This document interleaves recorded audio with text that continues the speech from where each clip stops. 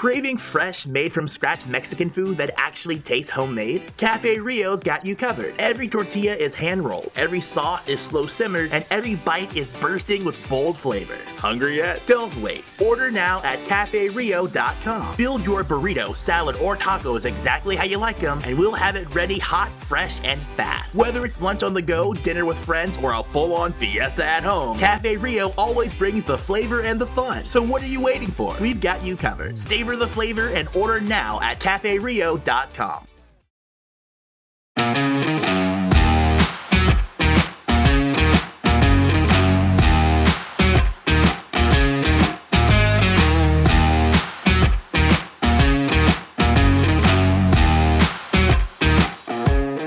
You're listening to the Utah Checkdown podcast. And now your host, Josh Furlong.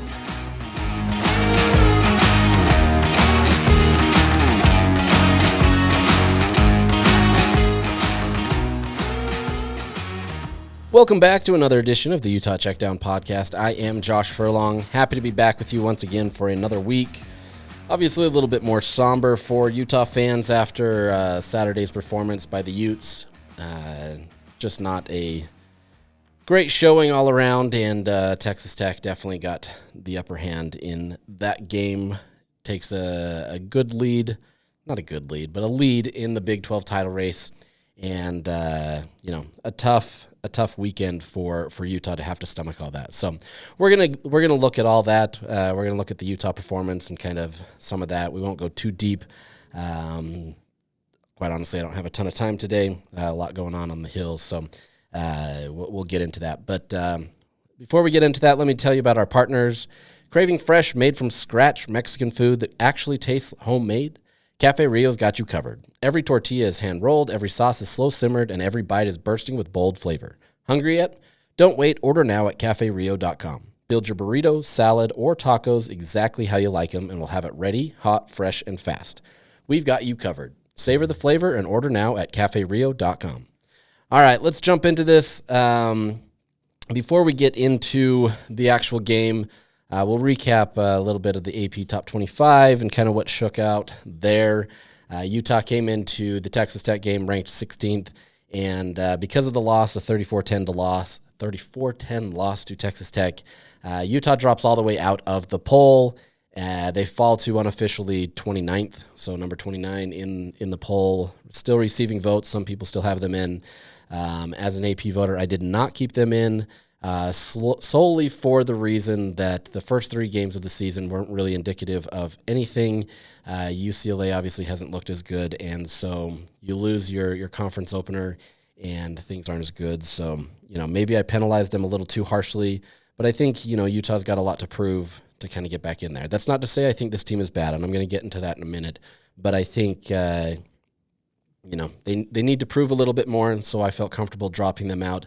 I wouldn't fault anybody for keeping them in. I think there is reasons to keep them in there. I still think that this is a good team, but I don't fault anybody for keeping them in or dropping them like I did for myself.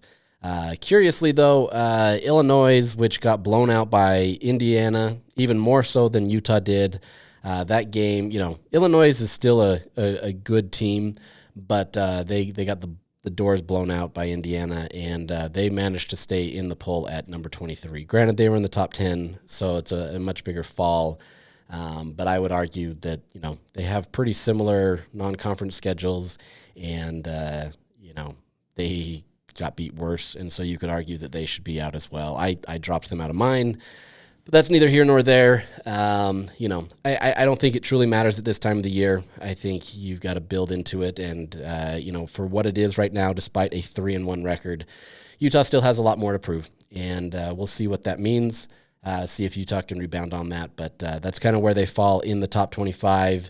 BYU is ranked for the first time this season. So if you're worrying about the rivals, they are ranked. I still don't know that BYU has all the answers figured out yet. East Carolina put up a good fight in the first half, but then it just didn't work out in the second half. And so, two teams that are at the very least on the bubble / inside the top 25 and, good competition in the state, but there's still a lot to be known about both of these programs and looking forward to see it. So there's that. Outside of that, men's and women's basketball has started up this week. We got a chance to talk to the coaching staff and all of the men's basketball players on Friday in kind of like a little media day type setting. Women's basketball, we got to talk to them this afternoon to be able to kind of jumpstart some of that, and then we'll get the men here shortly after I get off of this podcast again before we go to football. So it's an all-day affair for Utah athletics, but basketball is going to be ramping up here soon. I'm not going to talk about basketball today, just more mentioning that schedules are coming out. The women's schedule just dropped before I started this podcast, so there's a chance that you may have seen it. But, this is a team that I think not many people are going to expect a lot, but I think they've got a lot of pride in what they do, and really curious to see how that goes. After Utah's bye week, there's a chance that we maybe dive into this a little bit more, but we're going to maintain kind of the football trajectory of this right now, and sprinkle in some of the basketball stuff or other stuff as needed. But right now, just letting you know it's all ramping up. You may start seeing some stuff, some articles written, that kind of stuff. But for the most part, we're going to just stick to football. So let's just jump right in.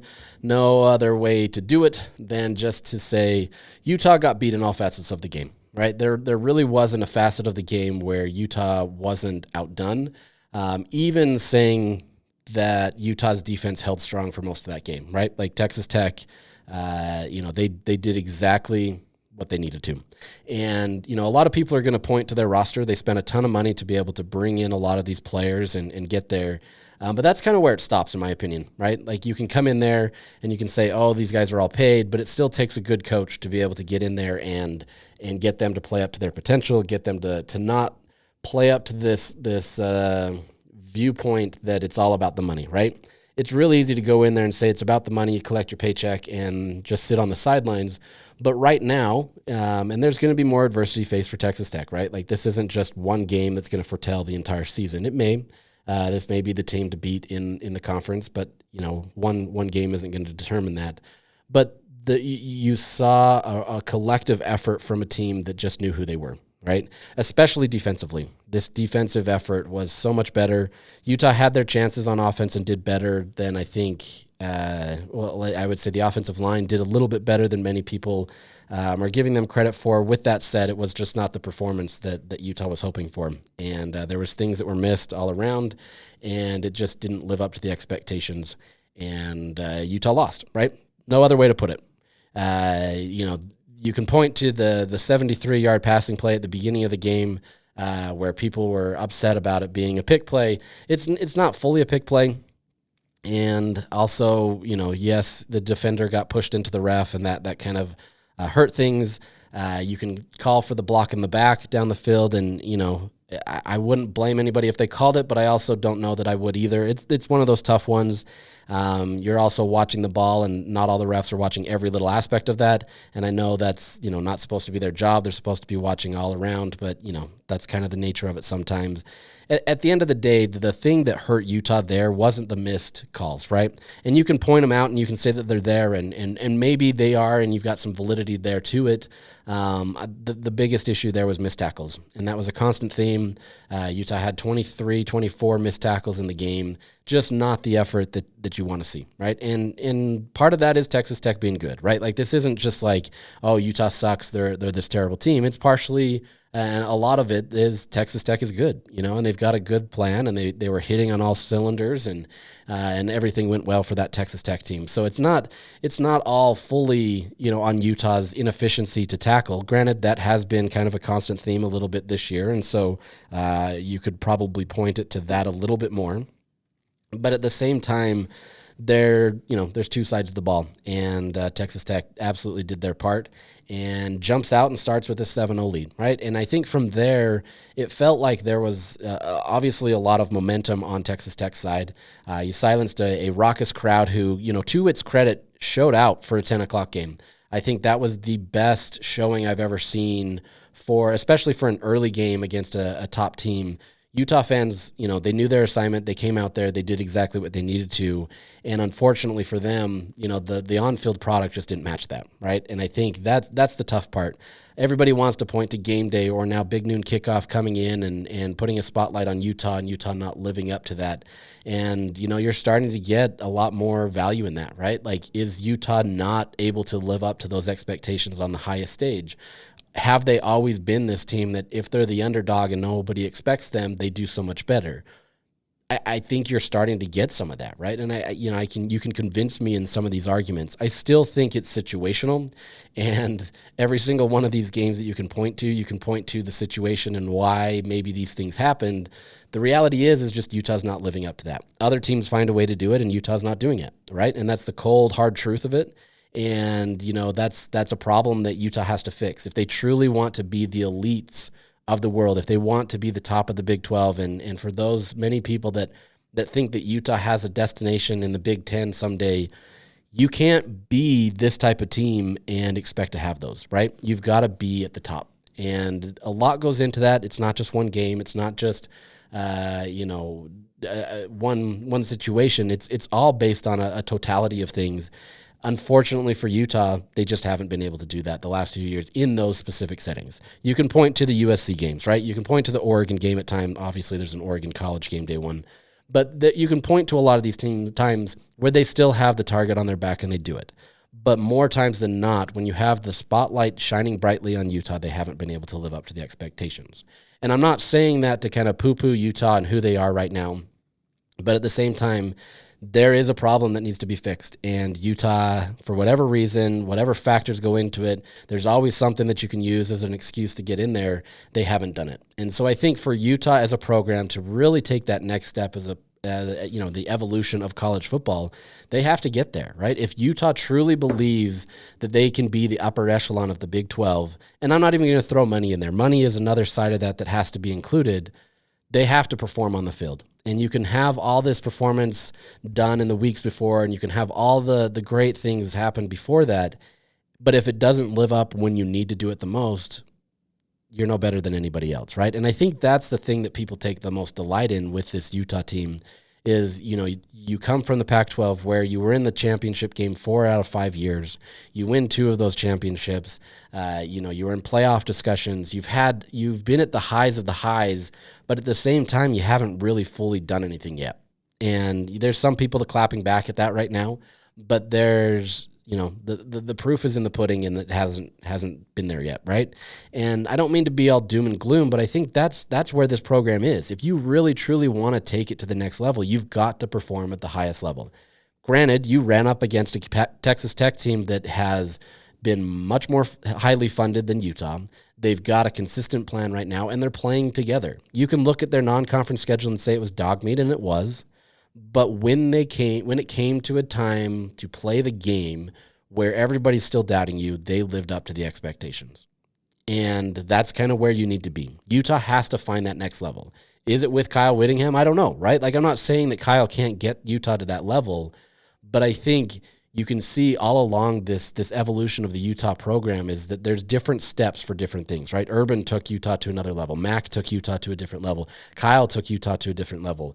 Are they in that next kind of lull where they need to take it to another level? And is that Morgan Scalley? Is it somebody else? I don't know. We'll find out, right? Like, I think we're getting closer to that than ever. But I think Utah has to find a way to command that kind of attention, but then live up to it. And for one game this year, it didn't. And so, look, I'm not trying to be this doom and gloom thing, and I'm not going to sit here and try to spin this into a positive thing either. There are positives to come from this, even though it may be hard to think about that. But this is not all doom and gloom, okay? It's just the reality of it. There's situations here, but, it's one game. And if this starts to continue to be a trend where Utah continues to lose games, then yeah, it's a much bigger problem. But Utah is not the same team that they were last year. They're not in the same situation as they were last year. And we're going to get into something where some people feel that they are, but it's not the same. So let's look into this a little bit more. You go into this game, the offense isn't performing well. I wrote an article about how the offense looked really vanilla. They really didn't do everything that they usually do. You go into that UCLA game where you're going to get their best, And clearly they haven't been as good as many hoped they'd be, but you're still going to get their best at that time. It's the beginning of the season. They're going to lay everything out on the line to win that game. Utah looked like the aggressive team. They looked like the team that had a plan. They looked like Texas Tech in some respects of just going in there, knowing exactly what they needed to do and getting out, right? Against Texas Tech, Utah didn't. You have a 3-and-out in the first series, and then it just kind of seemed to be this slow slog of trying to move the ball downfield, and Utah, for whatever reason, couldn't get it done. And I'll get into some of that in just a second, a big major point of that in a second. But there's, it just didn't work. There was times where it did, where suddenly, all of a sudden, Utah has this opportunity with, a little time left in the first half, 53 seconds, I believe it was, and they moved the ball so fast down the field that it worked incredibly well.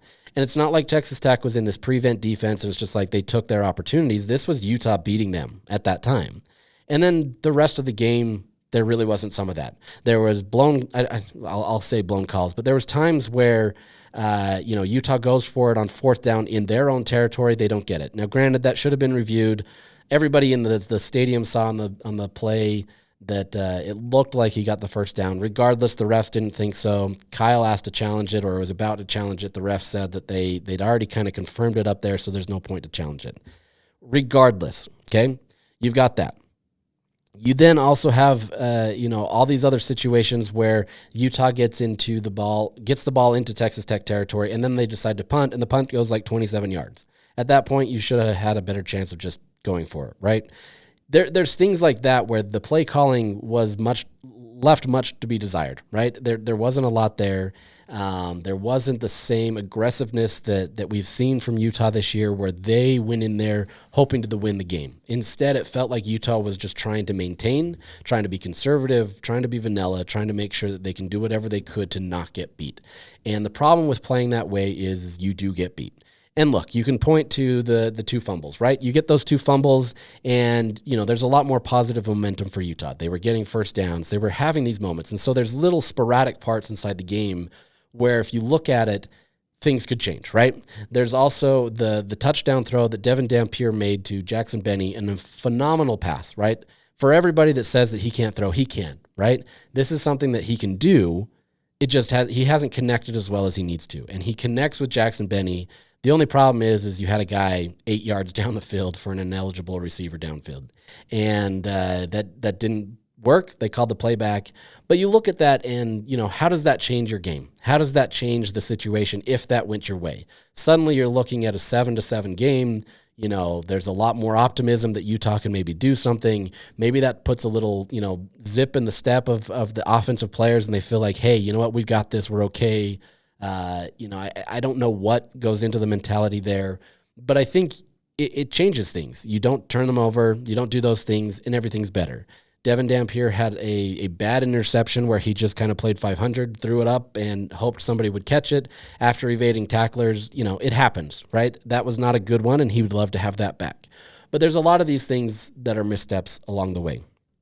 Still, it all leads to a loss, right? Like, we're not going to play revisionist history and say, if this happened, that's a fool's errand, and it's not worth your time, because every single team in the country can play that, right? If only we had done this, if only we had scored more, we would have won, right? Like, no duh.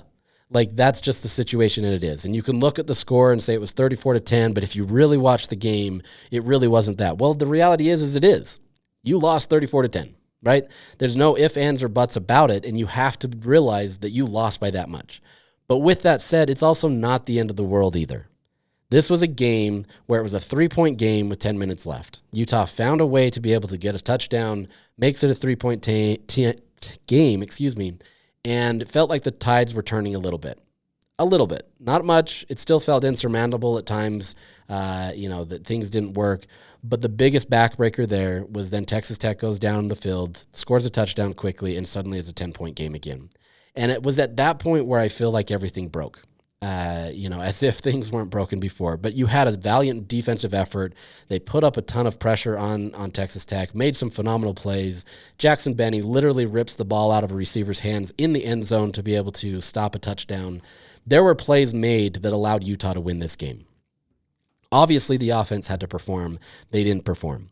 And, it's frustrating. But I think it was in that moment where things kind of changed. And granted, backup quarterback Will Hammond presented a major problem for Utah.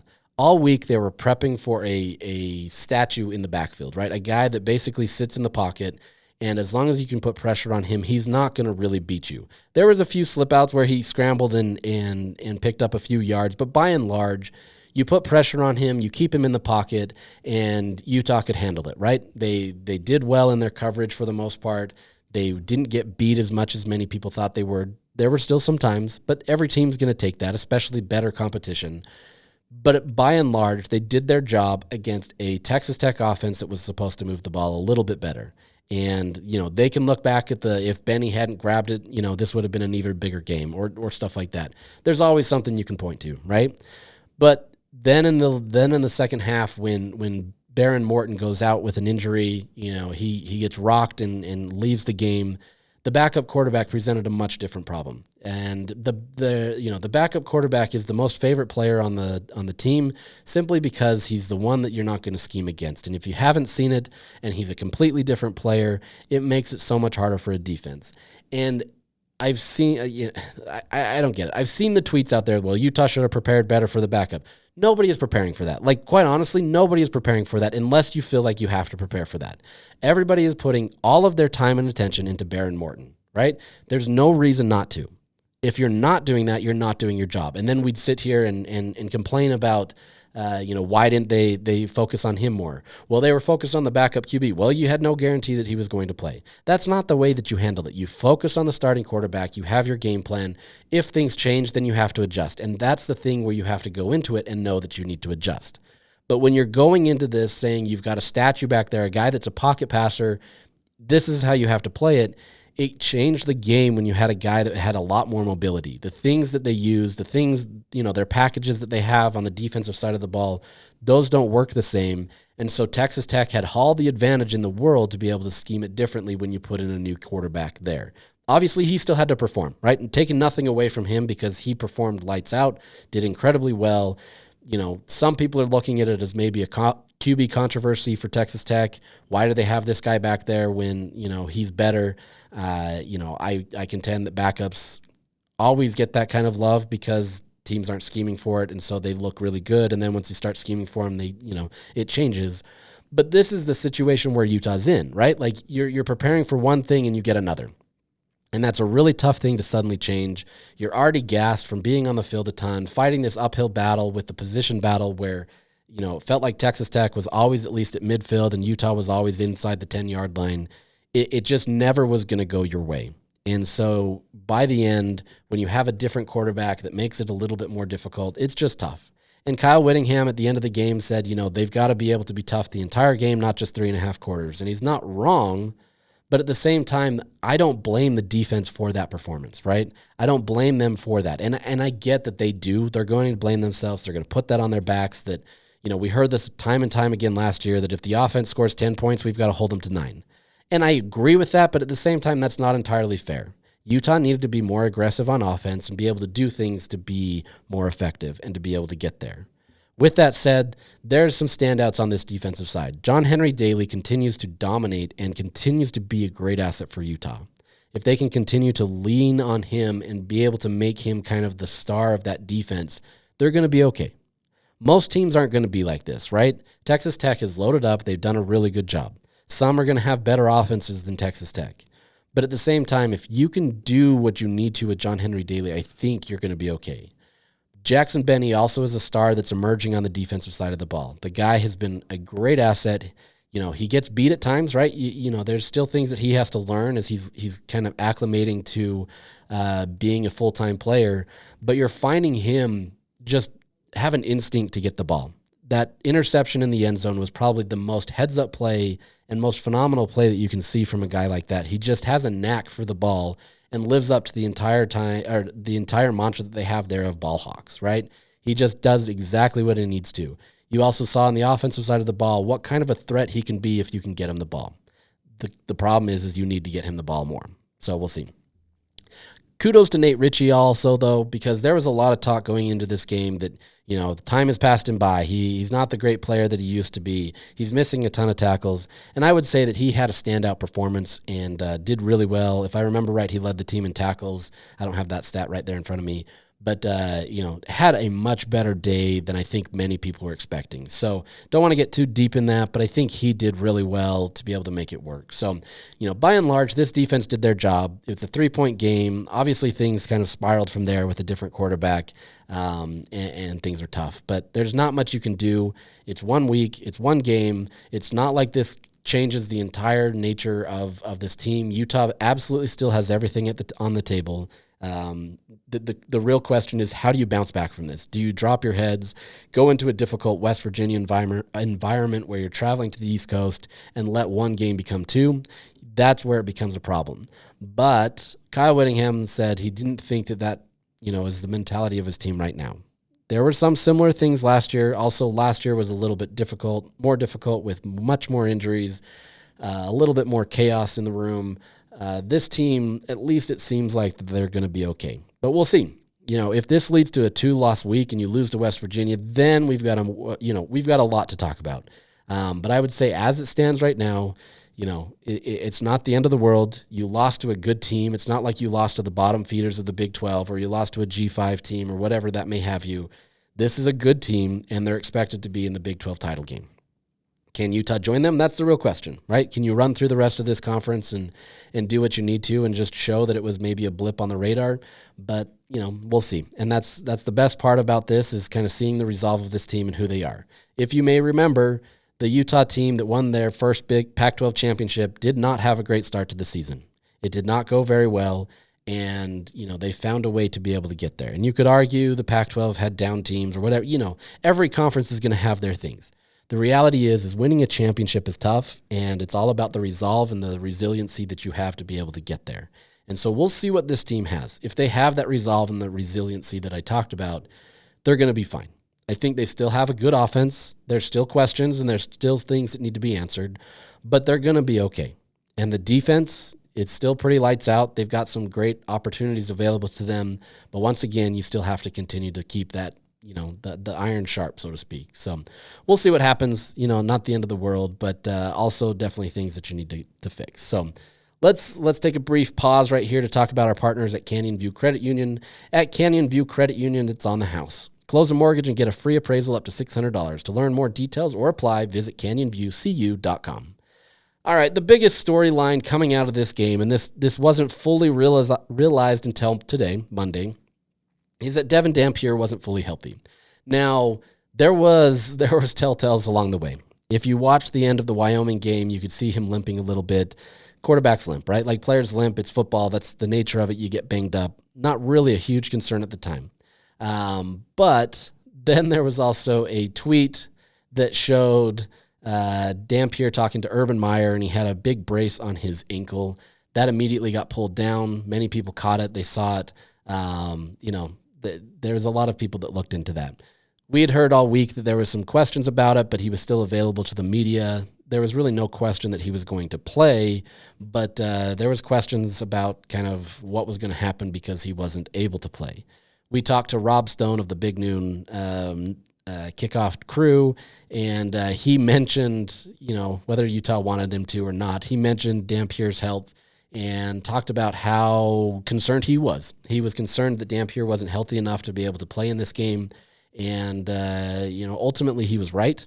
This Texas Tech team was able to just put him, I wouldn't say put him in a blender by any means, but made his life much more difficult knowing that Dampier was injured. So talking to Whittingham today in his press conference, he confirmed that Devon Dampier was in fact limited by what he was able to do in the game because of an injury that he sustained earlier. He wasn't able to practice Tuesday and Wednesday and was limited on Thursday. So how that goes, Monday is kind of your install of the game plan for the week. They walk the guys through. There's a lot more talking than there is actual practice. Tuesday, they call it Bloody Tuesday. This is the day where they're going their hardest. They're putting the hard work in. They're, for all intents and purposes, they're killing each other on the field to try to get better. All right. So it's the day that you're really kind of ready and you're going. Wednesday, not as heavy as Tuesday, but it's still a tougher practice and a tough challenge. But by then you've got pretty much a lot of the install in. You understand your assignments for the weekend. And then by Thursday, when you have your quote unquote last practice, you're in a position where you should have everything done. Friday is more so of kind of a walkthrough. There is a light practice, but you're going through kind of your schemes. You're going through all those different things to be able to kind of help with that. So looking at that, Devon Dampier essentially misses the bulk of the time where he's supposed to connect with his guys, right? He can be on the field and he can see it. He understands the game plan. All that makes sense. And a quarterback is very good at understanding the game plan. But part of that is you have to get the reps. And you can say, oh, well, he's had reps every single week. Well, yeah, he does. But there is something about specific game plans and things that you have to do where you need to kind of get that muscle memory. If he's out there thinking about it on the field, he's already lost because he's worried about what he has to do next, right?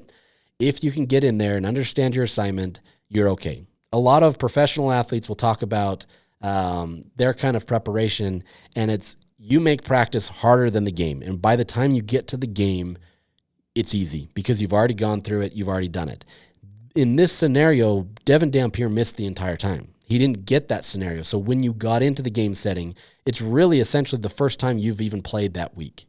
And suddenly you're going up against a tough Texas Tech team who has probably the best defense right now in the Big 12. Things will change. We'll see what happens. We'll see if that maintains. But right now, they're the best defense in the Big 12. They're going to be one of the best in the country, quite honestly. And like I said, assuming things change or don't change, I should say, or whatever may have you. But Dampier was significantly impacted because he wasn't able to play. And so his timing is off. His ability to go through his typical, plays or whatever may have you was not good. And so there's part of that goes into why Utah was much more vanilla in what they did, because they had to make it a little bit easier for him going into that game. It's easy to be able to say, oh, they just didn't have what it takes to do it. No, they did. They just didn't have a quarterback that was fully healthy to be able to do it. And, a lot of people are going to look at that as a massive excuse. Kyle Whittingham today said, the reality is yes, it did impact him, but if you're going to play, you've got to play up to the standards that we have for you. And that's true, right? Like Kyle's the last person to use that as an excuse. It is a factor. It is something that goes into this, and anybody that dismisses that clearly doesn't understand how this is played. But at the same time, it's one of those things that is a massive indication of what's going on. And, with a bum ankle, if you're not able to do it, you're going to have timing issues because you can't plant the same way you are. You're going to be able to limit yourself in what you do, especially on the run. Part of that is you see the Tobias Merriweather, missed throw that he had. That can be a timing issue. That can be a missed play, different route structures. At the end of the day, Dampier missed it, right? And some of that could have been factored into because he maybe can't plant the same way. He can't use his legs the same way, and that happens. I'm not trying to excuse it, right? Like, I'm not trying to excuse this for him. But at the same time, when you're not at 100%, there's different things that you're going to do to try to make sure that you're okay. And that does limit who you are as an individual. So, a tough situation for Utah. I know people are really upset about the Devon Dampier stuff. He did not show up on an availability report this week, and you can go into you could probably write a thesis on Kyle Whittingham and injuries, and this would just add kind of the capstone to that. But Kyle Whittingham is looking at this as a true availability report. It's not looking at it in a true injury report. It's an availability report. And Devon Dampier was never doubtful to play, at least in their view, for Saturday. And so why include him on there as questionable or doubtful or probable, whatever the designation is, if you know that he's going to play? And at the end of the day, that's the letter of the law, and he's doing it. And so you can be frustrated by it. You can be upset by it. Some people will say, well, he didn't want to upset the fan base and get them worried. You can argue that, but at the same time, I don't think that that's their concern. Maybe you could get a slight advantage by telling Texas Tech that he's probable or questionable and force them to prepare for somebody else.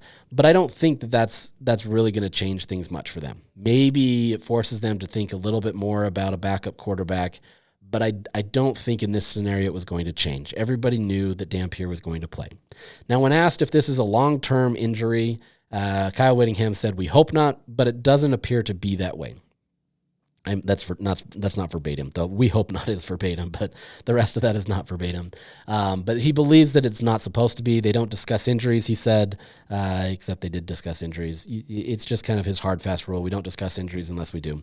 And so, we'll see. We'll see what happens with him. But he said that he's in a much better place this Monday than he was last Monday. So you have to like their chances. You have to like where it's at. Some of that could be spin by Whittingham to make it seem like they're not in a world of hurt. But if he is better, which, you have to hope that he is, then I think Utah's in an okay position, because you go into West Virginia, assuming that he doesn't get it injured more, and then you get a bye week to be able to heal more. And it's not like, ankle injuries can be really tough, right? So I don't want to say it's not like it's something that won't heal, but it's one of those that it's just more rest. And so if he can get some rest and he can get what he needs to be able to get ready for the second half of the season, I think he's going to be okay. But this Saturday, there is going to be some questions as to what happens there. So, the hope there with Utah being a 12-point favorite is that they jump out, get a big lead, and you can save him for later. You go put a backup quarterback in there and kind of move that situation. But, we'll see. The Devon Dampier thing, I know there's a lot of people that are, have seen the Cam Rising drama. We're back in the trenches of injury watch and kind of what that means. It's been a war front, and it's been tough. And I don't blame any fan for being frustrated that they're in this situation, right? I don't think that this is because he's a running quarterback. It's just the nature of football. And anybody thinks that Utah is drastically different is clearly not watching other programs. There's many programs. Syracuse just lost their starting quarterback. There's many other programs that have lost their quarterback. The NFL is losing quarterbacks left and right. Players get injured. The nature of it is a contact sport. It's a tough sport. Players are going to get injured. Are there things Utah could do better? Probably. But at the end of the day, it's still a similar situation for any program in the country. And so Utah is going to be right there with them, and you just have to hope that Dampier can be healthy. With that said, if you're a backup quarterback, whether you're Isaac Wilson or Bird Ficklin, be ready, right? Like, you've got to make sure that you're ready to take those moments. You're watching even more film than you maybe were in the past. You're getting your body ready to be able to be there in case something happens, because Utah can't afford to take another step back if they don't have a quarterback that's ready. And, most programs around the country aren't going to have a backup quarterback that's suddenly going to keep things at the same level, right? They might for a week or two, but once you start scheming against them and once you start putting things on tape, it becomes much harder. So we'll see. But as of now, there's not much to worry about with the Devon Dampier injury, but I don't fault you for feeling frustrated or concerned if that was the situation. So I get it. I really do. Outside of that, just a few other points. Has Utah should Utah move past its running back by committee situation? Jason Beck obviously loves to be able to utilize a bunch of different rushers, whatever you wanted to say here. He's trying to create, that panic in the defense, trying to figure out where they need to go. But has it come time for Utah to just isolate and go to one star? Is that Wayshawn Parker's and Kerry Rogers? Rogers has had some success in short down situations, but I think you're starting to see Wayshawn Parker need the ball more. I think you're seeing a guy that deserves to have that. Yes, he fumbled the ball. So did N'Kerry Rogers. There's things there where he's still not a finished product. There's plays where he's not picking up his block as well as he should. And so there's questions as to be there. But I think for Utah to have success at this point, especially if Devon Dampier is injured or is limited in kind of what he's able to do, I think Utah now needs to embrace that. This is just a personal saying. Kyle Whittingham kind of dismissed it a little bit, even though he said he kind of wants to have that at this point in the year. He just said there hasn't been as much separation as he would hope for. I think if you look at it, you do lean towards Wayshawn, but, all the behind-the-scenes stuff, all that different stuff, they haven't felt quite confident to name one guy. But the fact that you're only getting these guys, 6 to 8 touches every single game, that becomes a hard thing. Part of running back is getting into a rhythm and understanding, what you can do and kind of how to attack the game. What did they give you last time? How can I beat it this time? And so getting 6 to 8 touches isn't really going to help. Now, look, I'm not sitting here saying I know better than the offensive coordinator or the head coach. Like, that's not me. I'm the first guy to say that I don't. But I think you're starting to see a point where the way that this is shaping up is Utah can do a little bit more with a lead guy. And that's not to say he has to be 30 carries every game. But if you get him to 20, 25 carries a game and then sprinkle in to Kerry Rogers, I think Utah can be in a much better situation. I think this is a situation that is starting to develop, and I'm really fascinated to kind of see where this goes. But you got to get these guys into a rhythm. You got to let them go. You got to let them kind of live within the system and see how it works. And until that happens, unless Utah is still being able to be effective in their run game, and I think teams are going to load the box more again, you've got to find ways to be able to do more. And I think that's going to be a big question moving forward. Outside of that, receiver remains the biggest question. Some of that still remains on Devon Dampier hitting his guys. Some of that still remains on guys getting open, right? Like, he's not going to see everybody on the field. He's got to go through his progressions, his reads, and he's got to do that. And it, sometimes it just doesn't develop. Sometimes he may not think that he can make that throw, for whatever reason there. But you've got to get guys that can get open, that they can find themselves the ball.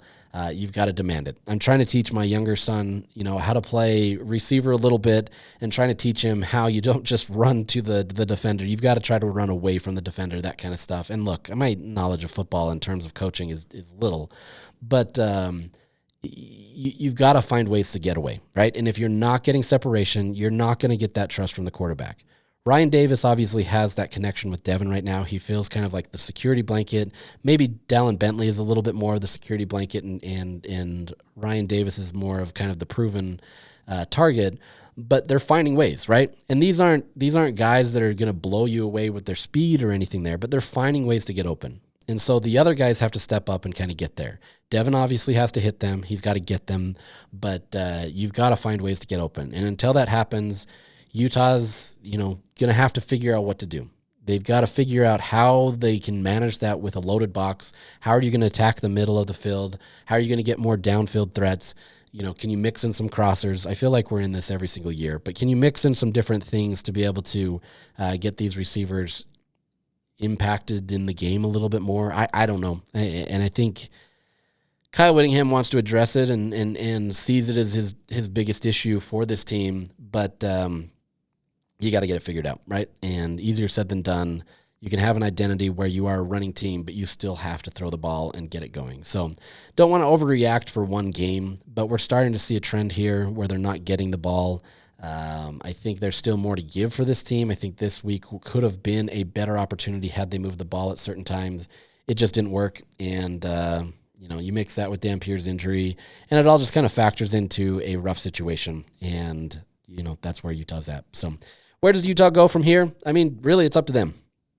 It's really easy for us to sit here on the radio, podcast, whatever you want to call this, and say, oh, they can do this. I'm not going to pretend like I know where they need to go, in a specific game point.